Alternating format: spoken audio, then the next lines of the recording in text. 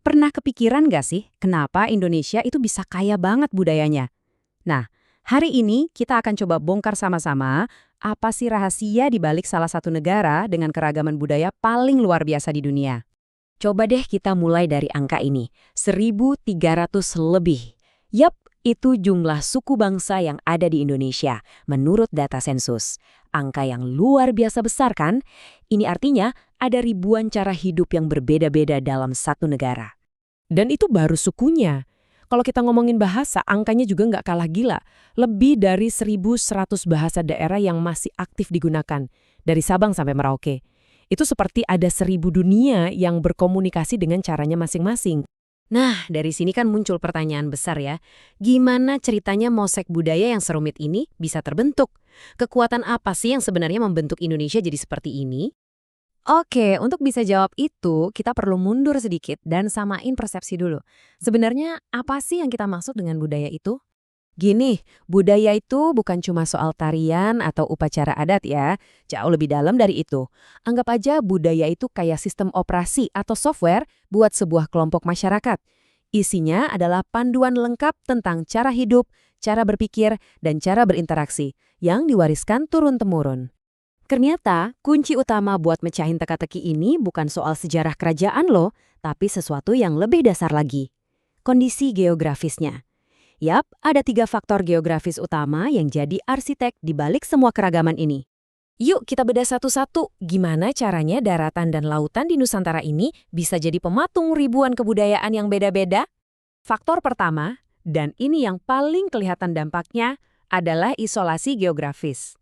Gampangnya gini. Lautan luas yang misahin ribuan pulau itu ibarat tembok alami raksasa yang ngebatasin interaksi antar komunitas selama ratusan, bahkan ribuan tahun.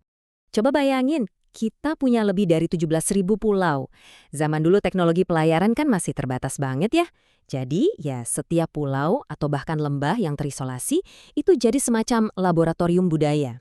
Mereka berkembang sendiri, menciptakan bahasa sendiri, aturan sendiri, kepercayaan sendiri, benar-benar unik dan disesuaikan sama lingkungan sekitar mereka, tanpa banyak gangguan dari luar. Oke, lanjut ke faktor kedua, iklim. Nah, seringkali kita mikir iklim Indonesia ya gitu-gitu aja kan? Panas, tropis, padahal nggak sesimpel itu. Beda banget loh rasanya hidup di pegunungan yang dingin sama di pesisir pantai yang panas. Perbedaan ini menciptakan tantangan hidup yang juga berbeda. Dan adaptasi ke iklim ini kelihatan banget di budayanya. Contoh paling gampang, lihat deh pakaian adat orang Batak yang berlapis-lapis tebal. Kenapa? Ya karena mereka tinggal di dataran tinggi yang dingin. Beda banget kan sama rumah suku Baduy yang dirancang lebih terbuka biar sirkulasi udara lancar di cuaca yang lembab. Jadi, lingkungan itu benar-benar ngebentuk cara hidup mereka dari A sampai Z. Nah, faktor ketiga ini unik. Kalau tadi isolasi itu memisahkan, faktor ini justru mencampurkan semuanya. Apa itu? Posisi strategis Indonesia. Kita ini kan ada di tengah-tengah jalur perdagangan dunia, persis di persimpangan antara 2 benua dan 2 samudra. Karena lokasi ini, Nusantara dari dulu udah jadi hub atau terminal global. Pedagang dari mana-mana datang, Arab, Cina, India, sampai Eropa. Nah, interaksi ini nyiptain proses yang namanya akulturasi. Analogi paling pas itu kayak lagi masak. Budaya asli itu bumbu dasarnya, terus budaya asing datang bawa bahan-bahan baru. Dicampur deh, jadi masakan baru yang rasanya unik, tapi rasa aslinya tetap ada. Dan buktinya itu bisa kita lihat sampai sekarang. Jelas banget di arsitektur. Coba perhatiin deh Masjid Cheng Ho di Surabaya, atapnya kan mirip banget sama kelenteng Cina. Atau lihat gedung sate di Bandung, megah dengan gaya Eropanya. Ini nunjukin betapa hebatnya kemampuan nenek moyang kita menyerap hal-hal baru dari luar, tapi diolah lagi, jadi sesuatu yang Indonesia banget. Oke, kita udah tahu sekarang kenapa budayanya banyak banget. Tapi pusing juga kan mikirin ribuan budaya yang beda-beda.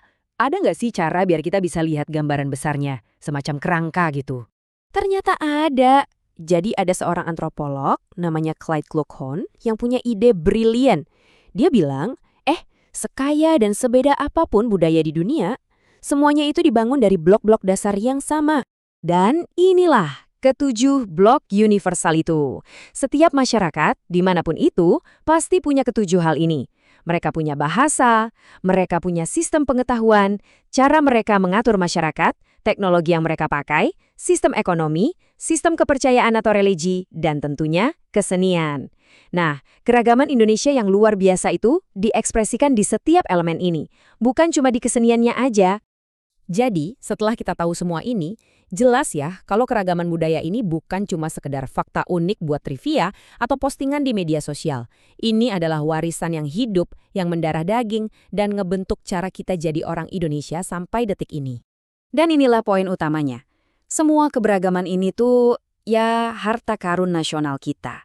Menjaganya itu bukan cuma soal melestarikan bangunan tua atau tarian, tapi soal merawat identitas kita, merawat jiwa bangsa ini, biar anak cucu kita nanti juga bisa merasakannya. Ini yang mungkin bisa jadi bahan renungan kita semua. Di zaman sekarang, di mana semua serba terhubung, serba global, dan cenderung jadi seragam, gimana ya caranya kita, baik sebagai pribadi maupun sebagai bangsa, bisa merawat warisan yang super unik ini? Bukan cuma biar dia bertahan hidup, tapi biar terus tumbuh dan relevan.